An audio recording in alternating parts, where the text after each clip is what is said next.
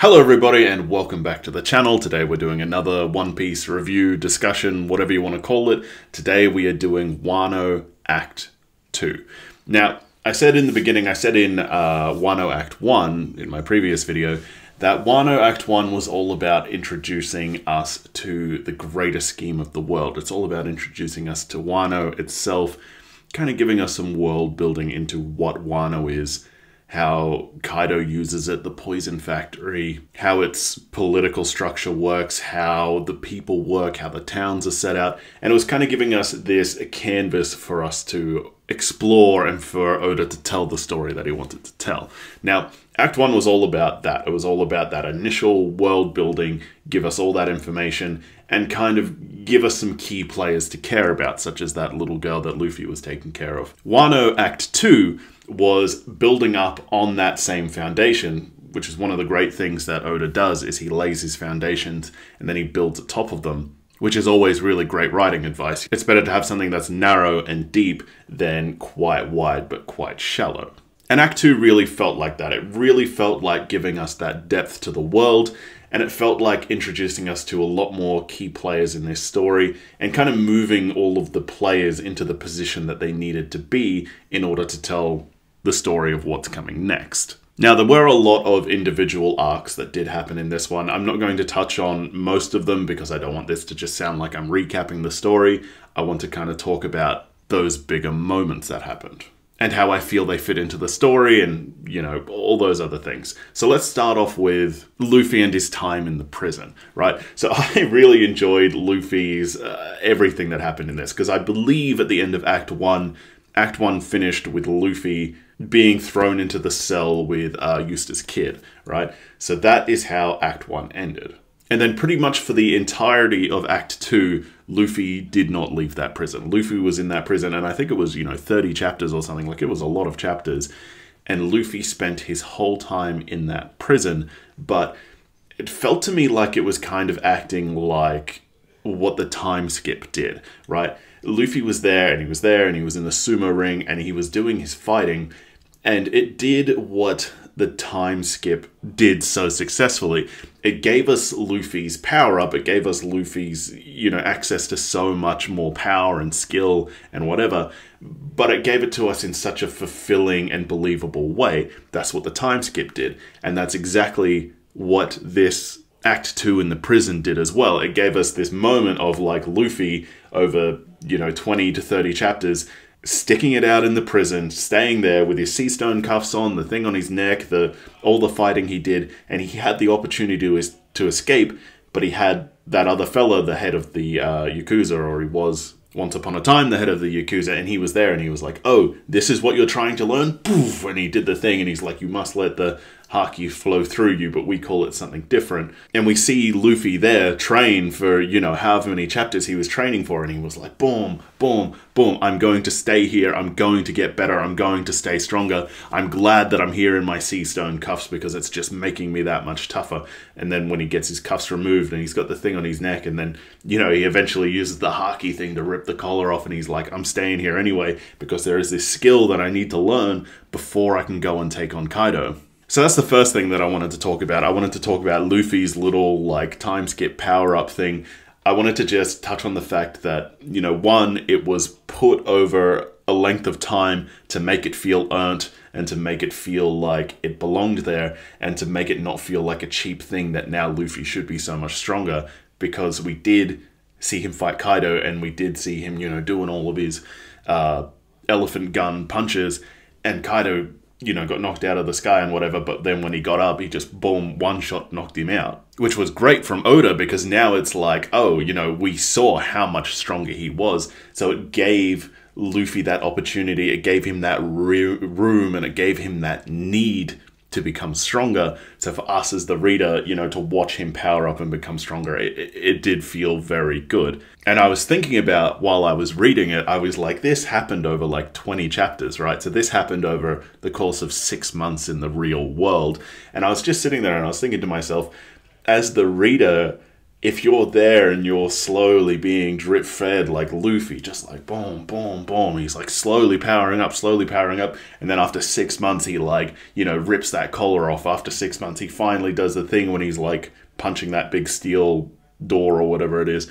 That must have felt so good for you in that time over the course of 6 months reading this. And then to be like, yes, this is it, Act 2's over, Luffy's powered up, let's go and see what happens next.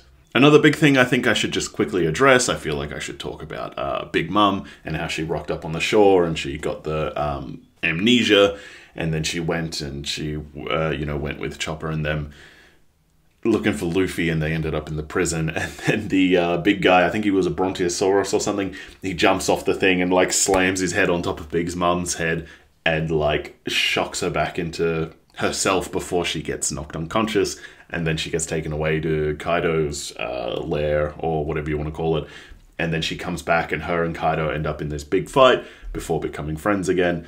I did like that. I thought, you know, I don't think anything particularly big happened during that moment, but I have a feeling obviously something big will come of that in the future, but it didn't really feel like it had a lot of an impact yet.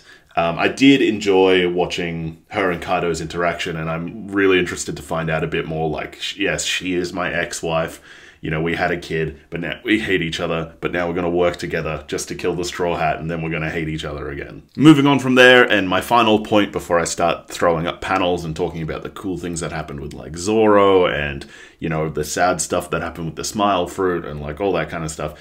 So last point I want to touch on before we move on to that is Blackbeard, right? So here's the thing.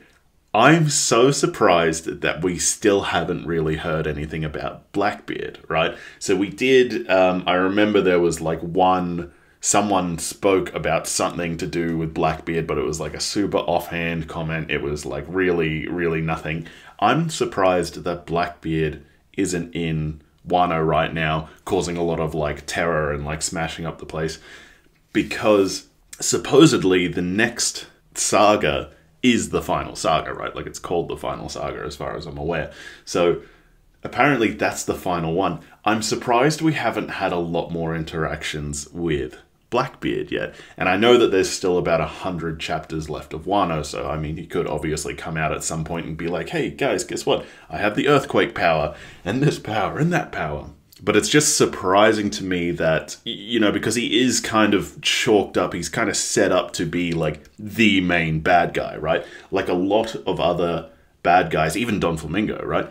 A lot of other bad guys were given this morally grey character and this kind of like, okay, they're bad guys, but I get it, right? Like even Don Flamingo, who I guess is the least redeemable villain, I guess you could say, he still had a pretty messed up childhood, right? Like his dad and his brother were like stuck to a wall and they were being shot, and you know, he was once the celestial dragon, and you know, all that kind of stuff that happened. Like, you know, sure, he was still a pretty shit dude even when he was a kid, but he's still been through a lot. Like, you can still kind of see that trauma making him into a bad person, and whatever else you want to think of that. But we haven't really got that information about Teach yet, or Blackbeard. And the point I'm trying to make with that is, because we haven't got that redeeming factor yet, it does kind of in our heads be like, okay, he doesn't really have anything redeeming. He is the bad guy. He should be the most pressing bad guy at the moment. And especially because of everything that happened with Ace and everything that happened with the Whitebeard and how he took his power and how we were meant to like Whitebeard and you know, all of that stuff just culminating together. But anyway, enough of that. Let's move on. So one of the first things I wanted to talk about was this moment and this guy in particular. I thought that this was very well done. I thought that this, like, the way they kind of made this character kind of like too happy-go-lucky, and he was with Zoro and he was, you know, kind of bothering Zoro from the beginning, and he was like, you know, life's great. And he goes around and he's given all the fruit and stuff to the people that can't, you know, work or support themselves. And he's getting the money from his daughter, who's working for the, you know, the head geisha girl. I thought everything to do with this guy was great.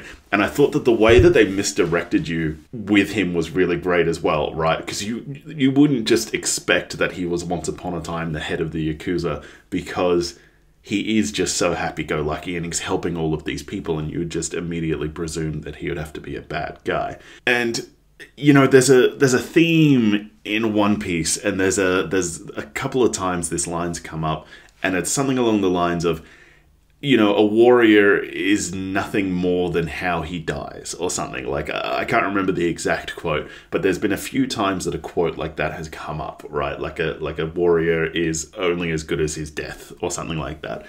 And a great example of that is why the giants are so mad at Big Mom, because she, like, killed one of their elders when she was hungry. And now they all hate her, and it was like a big thing, because it was like, yeah, wow, this guy was like an elder. He had been a warrior his whole life, and this is how he's going to be remembered as he died, as he got beaten up by a little girl. But anyway, the point I'm trying to make is, like, this guy's death and this guy's life, you know, his life and his death was epic. And in his final moments, he knew that all of his samurai had been caught in that prison because of the waning moon on their ankles. And in his final dying moment, he knew that the Shogun had deciphered their artwork thing that says, you know, go to this port. So in his final dying moments, he was like, I will make sure that this rebellion still happens. And he says, but I would be ashamed to die of old age. So I orchestrated the childish stunt with the symbol. Please forgive me. However, Orochi's cowardice knows no bounds. He panicked so much that he apprehended innocent people just for wearing the trend of the moon symbol on their skin. And then, you know, his jailers are like, what? You mean Shogun Orochi was just imagining the danger? What now? Look how many people we've arrested.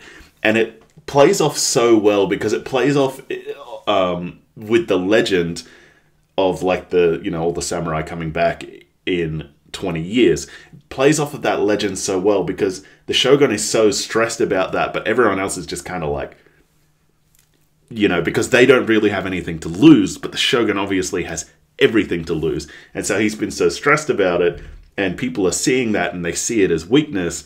And then this guy just, like, plays off of that weakness. And he's like, you know, you've been seeing the Shogun panicking about something that happened 20 years ago that apparently ghosts from the past are going to come back in 20 years. Like, your Shogun's losing it. Maybe you should rebel against him.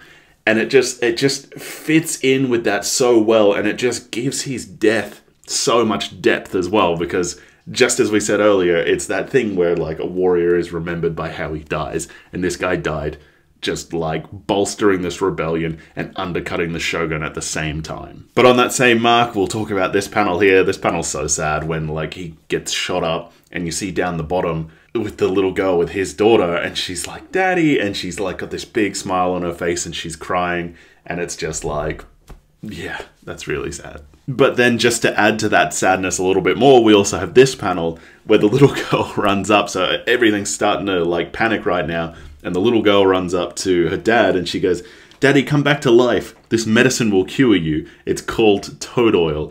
And then you just see Usopp there, and he goes, oh no, Otoko, I'm sorry, that's not what you think. And I just want to talk about, like, Chekhov's gun. If you don't know Chekhov's gun, it's like, it's like a storytelling trope, and it's essentially, if in Act 1 you put a gun on the wall, you know, above a fireplace or something, by Act 3 you should have to pull that gun off the wall and use it. Right? It's essentially a form of foreshadowing. Now, this was so great because I didn't mention in my first video, I meant to mention it.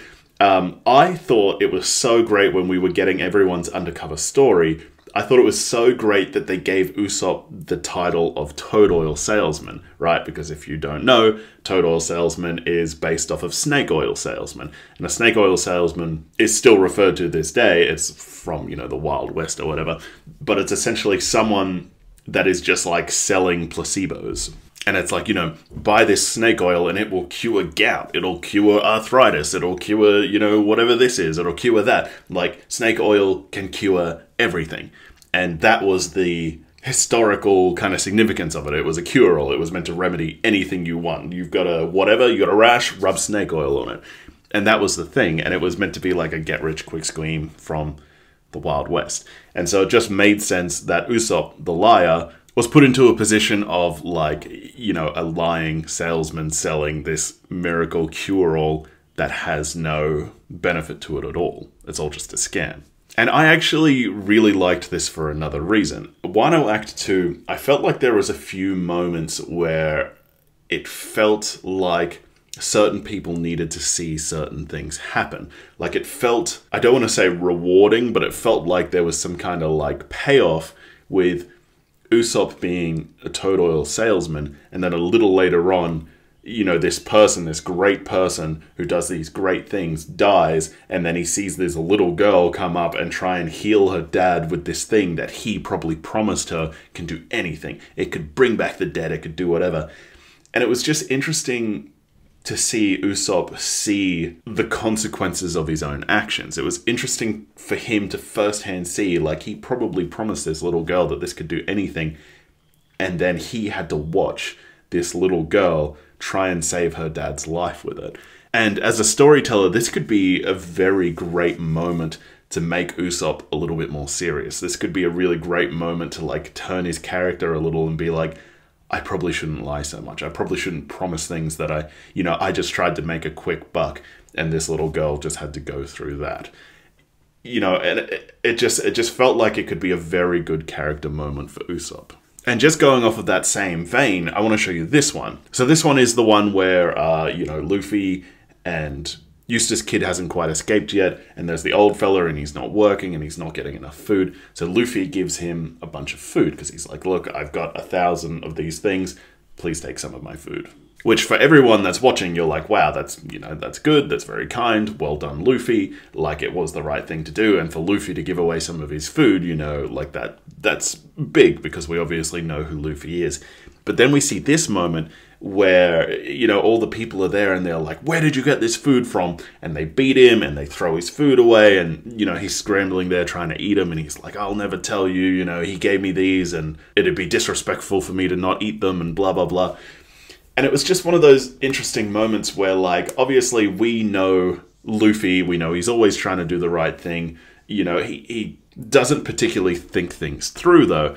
And this was one of those moments where it was good to watch Luffy see the consequences of his actions, where it's just like, just because you can do a good deed, just because you can do something that's good, doesn't mean you should. Sometimes doing a good deed will have negative repercussions. And it was one of these moments here where it was like, you know, you gave an old man some extra food, but then you also just got that old man beaten because of it. Obviously, it all works out in the end, though. We find out who he really is, and, you know, we get all the people from the labor camps and blah, blah, blah, and it all works out in the end. It was just really interesting that there was a couple of instances where it was like, these people are seeing consequences for their actions. All right, next let's talk about Zoro. Because Zoro had a lot of cool moments in this part, which I was really expecting. I said that in my Act 1 review. I was like, I'm hoping we see a lot of really cool Zoro stuff.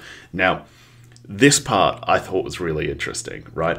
Because this is the part where Eustace Kid, that guy that always wears the helmet, so we don't know that yet, he is hunting Zoro, and Zoro's trying to get his sword back from the big guy, the monk on the bridge, that we end up finding out later is the fox. I actually loved that part. I didn't suspect it at all. But when we get to the Kappa, I think it's called, when we get the guy and he goes into the mausoleum or whatever it is, and there's all those swords, and the fox has been collecting swords that whole time by stealing the swords of anyone that's trying to get into the mausoleum.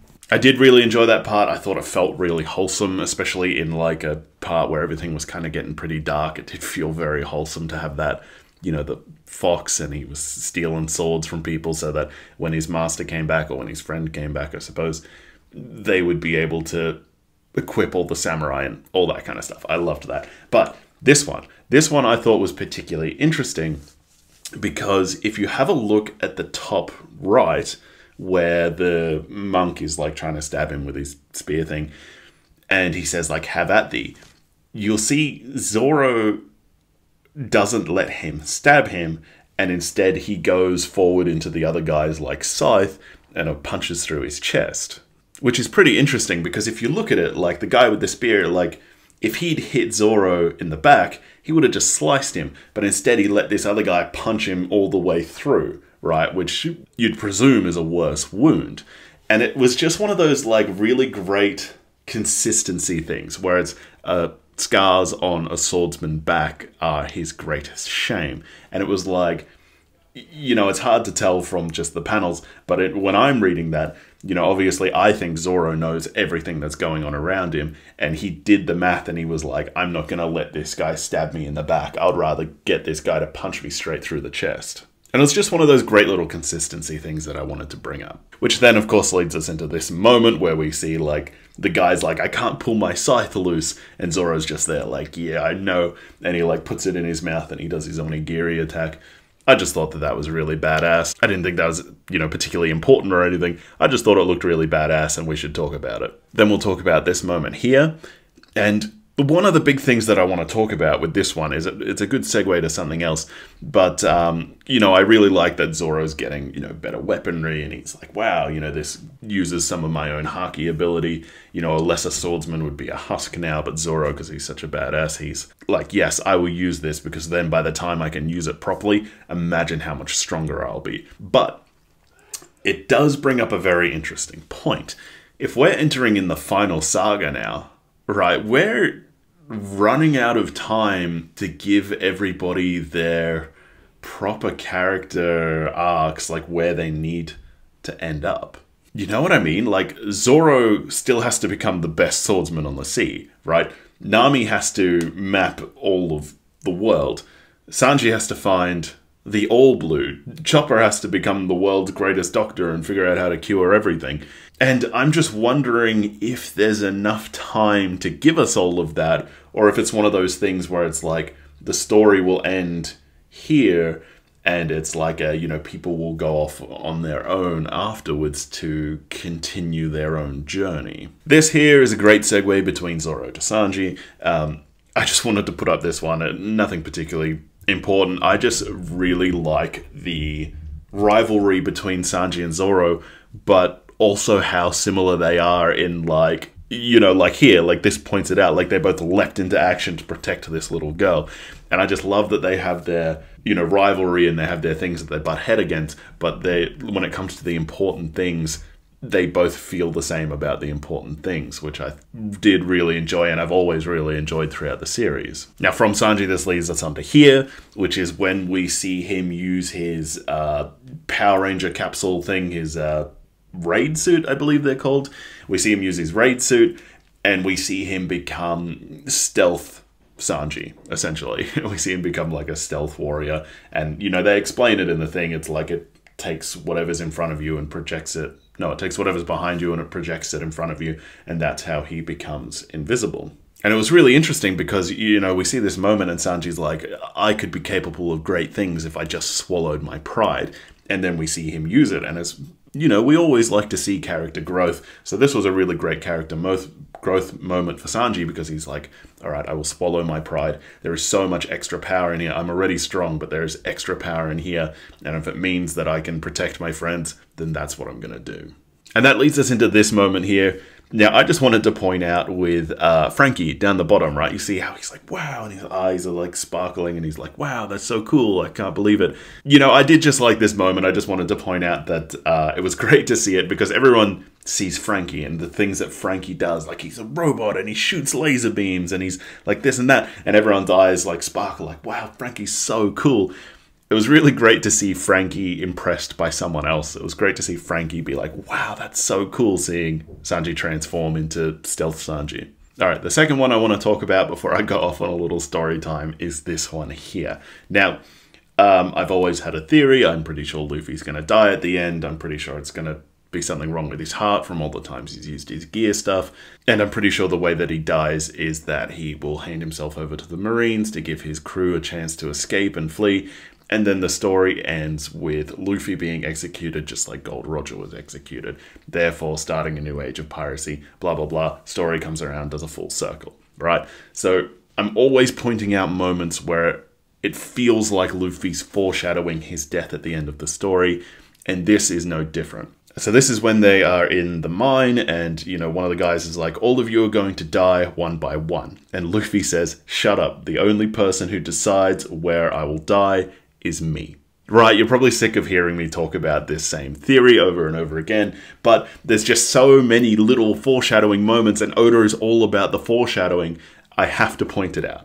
And it just feels like, because essentially my theory is that Luffy will turn himself over to the Marines, and this goes very well with that. The only one who decides where I'll die is me. He decides to turn himself over to the Marines to get executed, probably at the same gallows that Gold Roger was. I really can't wait to find out if this theory pans out or not. Alright, the final thing I wanted to talk about is this, everything that happened with the head geisha, or whatever her official title was, and how she went around scamming men and like taking all of their money and making them fall in love with her and being like, I'm just nothing, I really want to buy my freedom and then I could be with you forever. I just really wanted to talk about this because so if you don't know, I was in the army for a bit, right? I did 6 years in the army, and the amount of like young guys, like 18-year-old, like a lot of people join when they've just freshly turned 18, and it's the first job where you really get like a decent paycheck and you're away from home and you're with your friends a lot, and it's a lot of things are different and you're still trying to discover the world. And the amount of guys that I knew that fell in love with strippers was astronomical. Because I guess one of the things is, like, a lot of soldiers have a hero complex, and a lot of people want to, you know, they see this woman and they want to, like, take her away from that life. Like, don't worry, I'll rescue you from this shitty life that you've been forced into because you have no other choice. And strippers see it. Like, I've known strippers because I've traveled the world a lot and I've, you know, met people. And they see specific kinds of people and they will target specific kinds of people because they know that they're young and rich and they know how to play them. It's like fly in, fly out miners or oil riggers. They know how to play these people. And it was just really interesting to watch it happen, you know, through Oda's eyes, because, you know, usually a lot of guys would snap out of it pretty quickly, right? After about a week or two of giving these girls all of their money and then these girls never seeing them, you know, outside of work. It's like, you know, here's my number, here's my Instagram, let's hang out outside of work. And then, you know, after 2 weeks, they're still not hung out with you after work. You kind of get that message after a little bit. But some guys will, for months, go and like give all of their money to these girls. And eventually we would have to have interventions. And the amount of these strippers don't love you interventions that I've been to is just astronomical. Like, there would probably be 4 a year, at least. There would be at least 4 the stripper does not love you interventions per year that I went to. And people at these interventions would then go on and fall in love with these strippers and be like, no, this time it's different. Like, that guy was an idiot. He didn't know, but this time is definitely different. So it was just so believable, and it was just so kind of like sad to watch it happen because I've seen it happen 100 times before. And it's just one of those things that pretty girls just have a way of tricking men out of their money. But anyway, so that's enough of that. Wano Act 2 was good. Wano Act 1 was good. It was good to get all of that world building out of the way. It was good to get, you know, all of these people, move them all into the positions that they need to be into. And now I'm hoping Act 3 is going to be like it's going to be a lot of action because we've just spent all of this time building up for it. So I'm hoping Act 3 is going to have a lot of cool stuff in it. Yeah, so join me next week as we go and do Wano Act 3. Thanks for watching this far. Like the video, leave me a comment, subscribe to the channel. Till we meet again, and as always, thank you very much.